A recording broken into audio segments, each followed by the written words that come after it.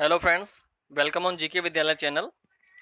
Friends, in this video we are discuss about the top 20 question of GK which are very helpful for upcoming exams like CHSL, Delhi police, NTPC railway. Friends, जितने भी question मैंने इस video में select किए हैं वो सभी exam point of view से बहुत ज़्यादा इंपॉर्टेंट हैं और इनमें से कुछ क्वेश्चन तो ऐसे हैं जो प्रीवियस ईयर एग्जाम बेस्ड हैं. तो फ्रेंड्स, वीडियो के लास्ट तक जरूर बने रहिएगा इन सब क्वेश्चन को देखने के लिए.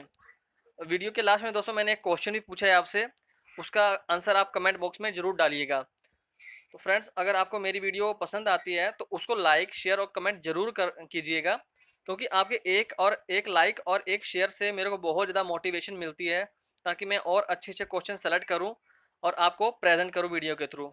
तो चलिए दोस्तों, वीडियो को स्टार्ट करते हैं. आज का पहला क्वेश्चन है, the part of Himalaya lies between Indus river and Sutlej river. Sutlej river और इंडस रिवर के बीच में जो हिमालय का पार्ट है उसको किस नाम से जानते हैं? कुमायूं हिमालय, पंजाब हिमालय, नेपाल हिमालय या आसाम हिमालय. तो फ्रेंड, इसका आंसर रहेगा बी, पंजाब हिमालय. पिक्चर में आप देख रहे होंगे दोस्तों, ये देखो, ये इंडस और ये सतलुज रिवर, इसके बीच में कौन सा हिमालय है? पंजाब. अगर मैं बात करूँ ये सतलुज और यहाँ पे एक काली रिवर है, काली रिवर, इसके बीच में कौन सा हिमालय है? कुमाऊं हिमालय, उत्तराखंड वाला पार्ट होता है. अगर मैं काली रिवर और तीस्ता रिवर की बात करूँ, इसके बीच में कौन सा है? नेपाल हिमालय. अगर तीस्ता रिवर और यहाँ पे एक दिहांग रिवर है आसाम में, इसके बीच में कौन सा हिमालय आता है? आसाम हिमालय आता है. फ्रेंड्स, जो हिमालय पर्वत है हमारे देश में, वो 2500 किलोमीटर तक फैला हुआ है. कितनी? 2500 किलोमीटर तक फैला हुआ है.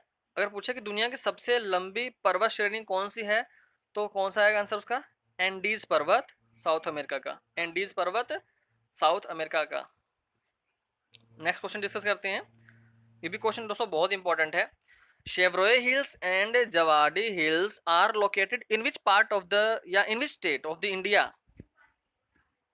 तमिलनाडु, मेघालय, कर्नाटका या हिमाचल प्रदेश.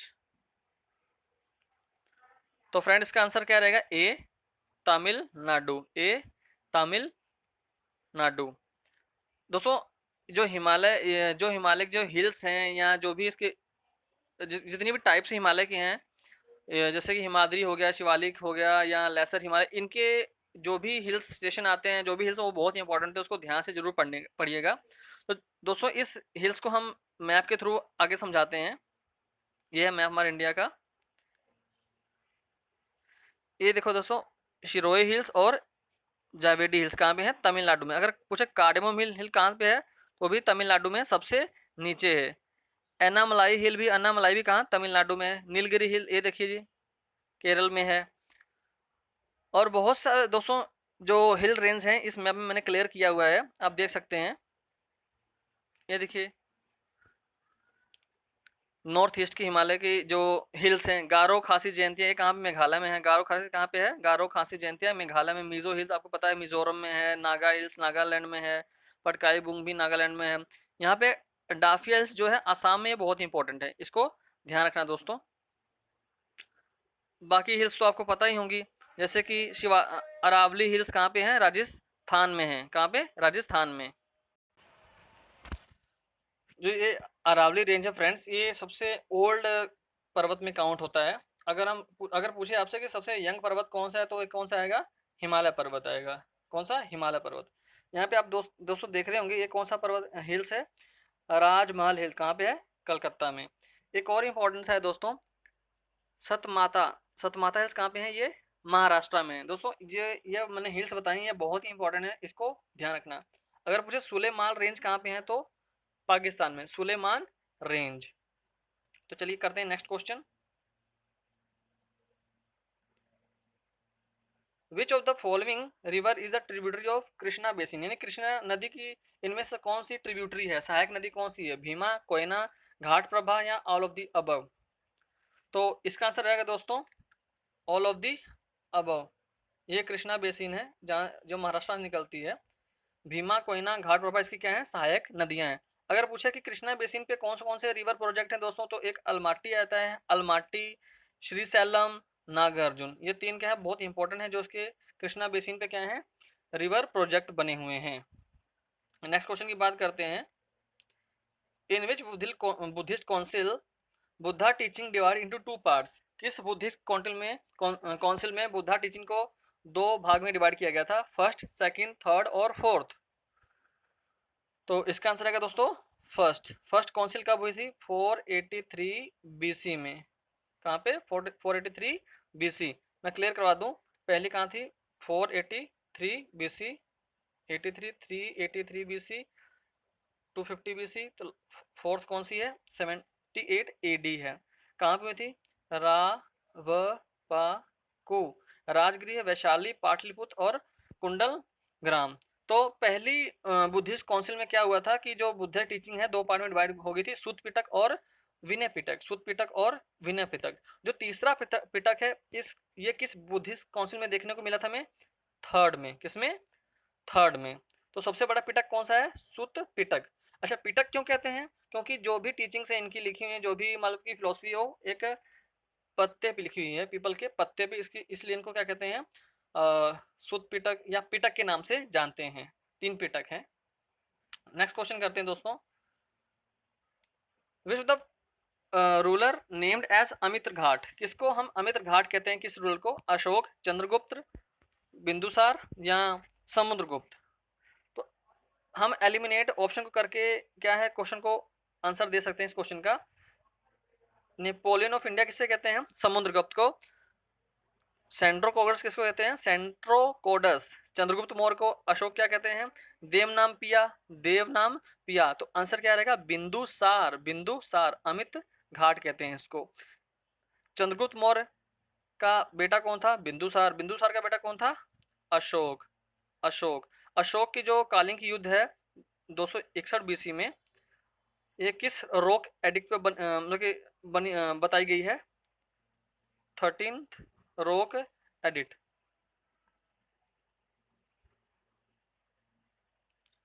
Who introduce punch marked coin carrying symbol of peacock and hills, यानी इनमें से किसने एक कॉइन बनाया जिस पर पीकॉक और हिल्स ऐसे कह सकते हैं कि सिंबल छपे हुए हैं, समुद्रगुप्त, कनिष्क, अशोका या Indo Greek.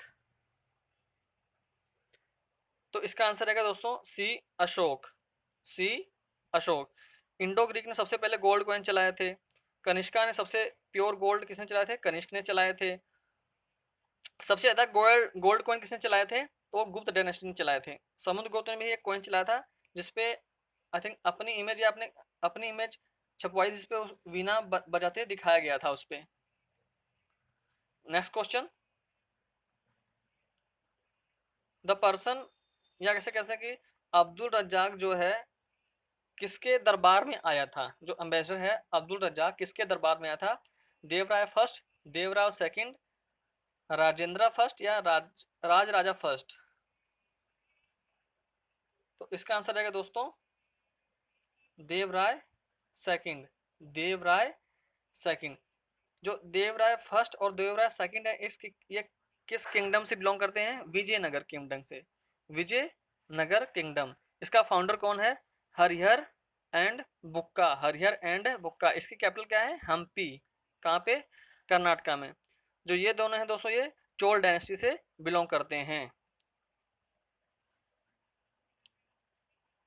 Which of the following ruler build 7 pagoda in Mahabalipuram, यानी जो महाबलीपुरम में जो रथ हैं 7 रथ हैं, इसको किसने बनाया था, महेंद्र वर्मन, नरसिंह वर्मन फर्स्ट, नरसिंह वर्मन सेकंड या सिंह विष्णु। तो दोस्तों इसका आंसर रहेगा नरसिंह वर्मन फर्स्ट। महाबलीपुरम से 7 रथ बनाए थे, जिसको हम 7 पगोड़ा कहते हैं। उनमें से सबसे छोटा रथ कौन सा है, द्रौपदी रथ। कौन सा दोस्तों, द्रौपदी रथ। ये एग्जाम में पूछा हुआ है CHSL में। अगर नरसिम्हा सेकंड की बात करें तो इसने क्या बनाया था, कैलाश टेम्पल बनाया था। कहाँ पे, कांची में। ये सभी पल्लव डायनेस्टी बिलोंग करते हैं दोस्तों। पल्लव डायनेस्टी का फाउंडर कौन था, Singh Vishnu.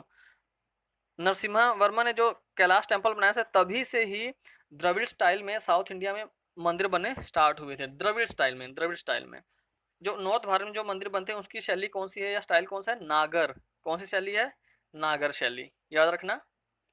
Next question, battle of Khatauli. Battle of Khatauli किसके बीच में लड़ी थी या कब लड़ी गई थी? 1518, 1540, 1565 या 1576? तो इसका आंसर रहेगा दोस्तों ए 1518, 1518। 1540 में कौन सा युद्ध लड़ा गया था? कन्नौज का युद्ध। कन्नौज का युद्ध शेरशाह सूरी और हुमायूं के बीच में। अगर मैं बात करूं 1565 में तो कौन सा? ताली कोटी का युद्ध। ताली कोटी का युद्ध लड़ा गया था।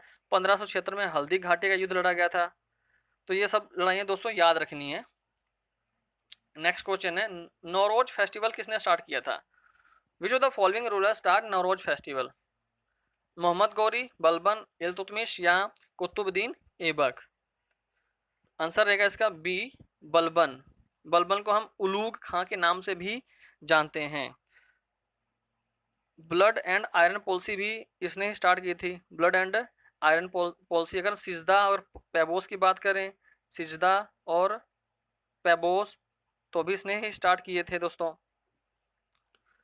अगर मोहम्मद गौरी की बात करें, मोहम्मद गौरी तो इसने मतलब कि कह लो कि मुस्लिम धर्म की नींव इसने रखी थी इंडिया में।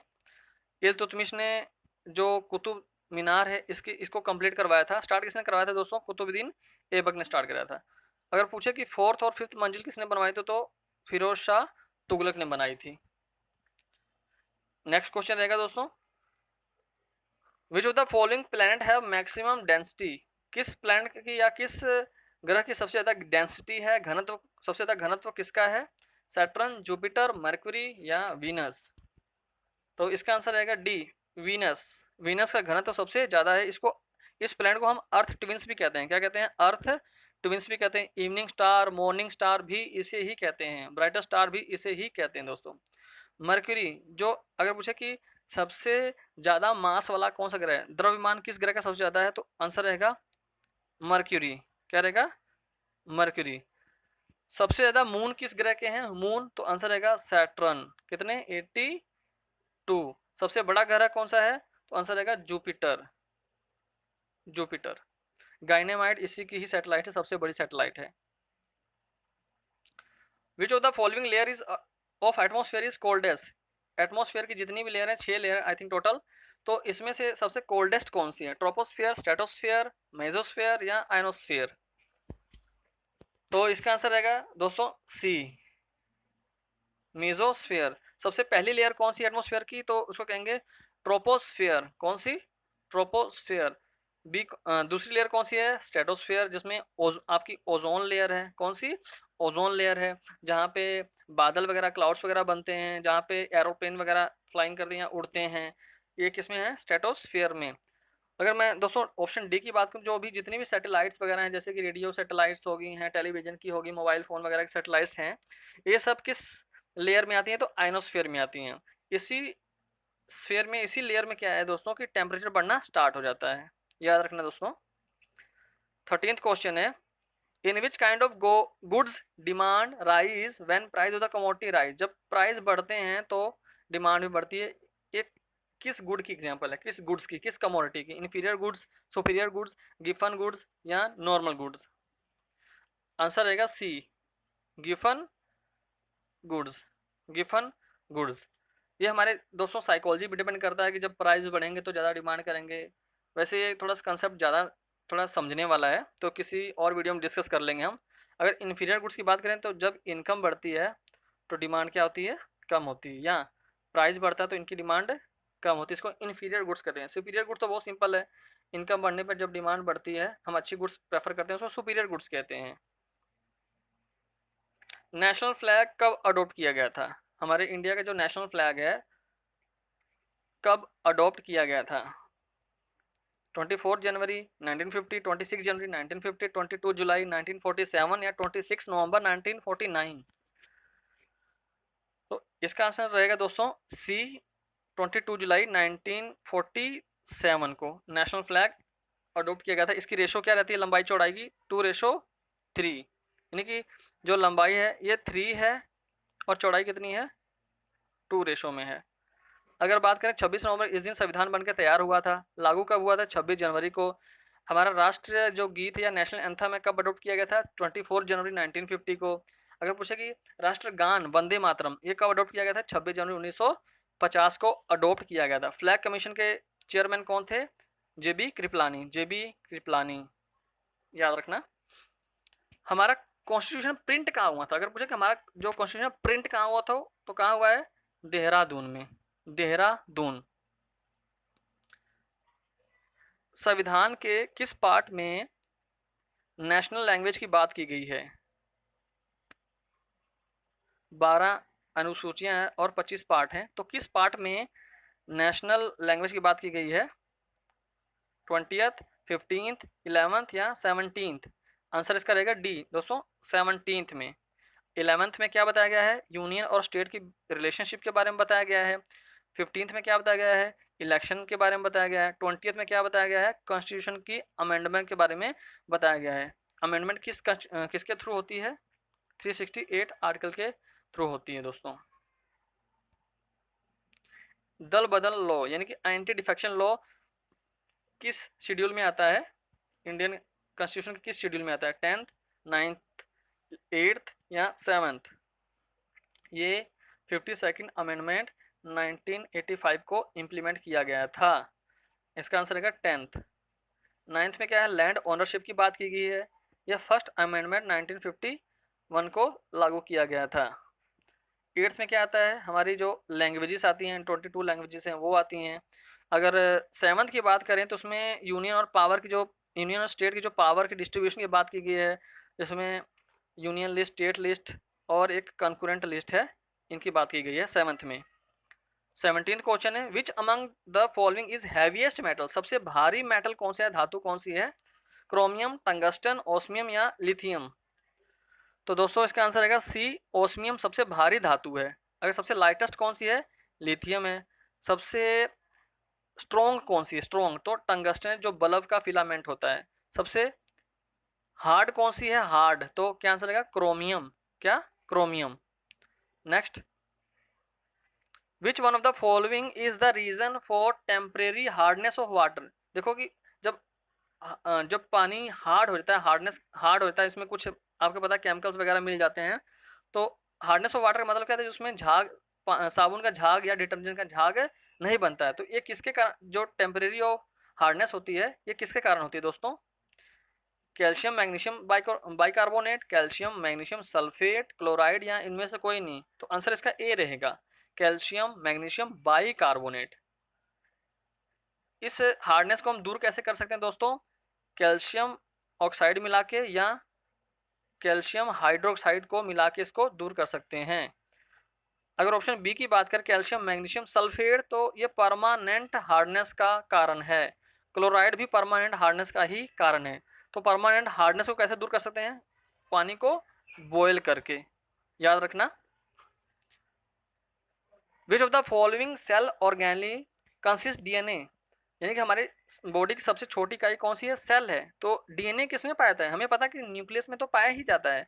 और भी कहते हैं कि पार्ट होते हैं सेल के, जैसे गोल्जी बॉडी हो गया, माइट्रोकॉन्ड्रिया हो गया, राइबोसोम होते हैं, एंडोप्लाज्मिक रेटिकुलम होते हैं। तो किसमें डीएनए और पाया जाता है, आंसर क्या रहेगा बी, माइट्रोकॉन्ड्रिया में भी डीएनए पाया जाता है। न्यूक्लियस में पाया ही जाता है पर माइट्रोकॉन्ड्रिया में ही पाया जाता है। माइट्रोकॉन्ड्रिया को हम क्या कहते हैं, power house of the cell कहते हैं, power house of the cell. Ribosome को क्या कहते हैं, प्रोटीन फैक्ट्री कहते हैं, प्रोटीन फैक्ट्री जहाँ पे हमारे शरीर में प्रोटीन बनते हैं। एंडोप्लाज्मिक रेटिकुलम क्या है, ये हमारे सेल को जो प्रोटीन है और फैट है ये प्रोवाइड करते हैं। लास्ट क्वेश्चन रहेगा वीडियो के दोस्तों, जो तास है, तास TASS, ये किस देश की न्यूज एजेंसी है। ये लेटेस्ट क्वेश्चन दोस्तों, याद रखना इसको। यूएसए, इंडोनेशिया, इंडिया या रशिया। इसका आंसर रहेगा डी, रशिया। यूएसए कौन सी दोस्तों, AP कहाँ की है, यूएसए की है। अगर हम इंडिया की बात करें तो UNI, PBI, ये सब कहाँ की एजेंसी, न्यूज एजेंसी, ये सब इंडिया की हैं। तो दोस्तों आज का क्वेश्चन ऑफ द डे क्या है देख लेते हैं। Rakhal is the dance form of which state, किस स्टेट का जो डांस फॉर्म रखाल है, मणिपुर, नागालैंड, वेस्ट बंगाल या राजस्थान। फ्रेंड्स अगर आपको आंसर आता है तो अपना आंसर जो है कमेंट बॉक्स में ज़रूर टाइप करना। इससे आपके कह सकते हैं कि तैयारी या प्रिपरेशन का पता लगे कि आपकी प्रिपरेशन किस लेवल पे है। फ्रेंड्स अगर आपको मेरी वीडियो पसंद आती है तो उसको लाइक, शेयर और सब्सक्राइब जरूर करिएगा, जिससे कि आपके दोस्तों तक इस वीडियो की नोटिफिकेशन जरूर फैले। दोस्तों आपके एक लाइक और एक सब्सक्राइब से दोस्तों मुझको बहुत ज़्यादा मोटिवेशन मिलती है कि और अच्छी अच्छी वीडियो मैं आपके लिए प्रिपेयर करूं और आपकी एसएससी या किसी भी मतलब कि आपने जो भी फॉर्म भरा है उसको प्रिपेयर करवाऊं अच्छे से। तो चलिए दोस्तों, नेक्स्ट वीडियो में मिलते हैं, तब तक के लिए थैंक यू।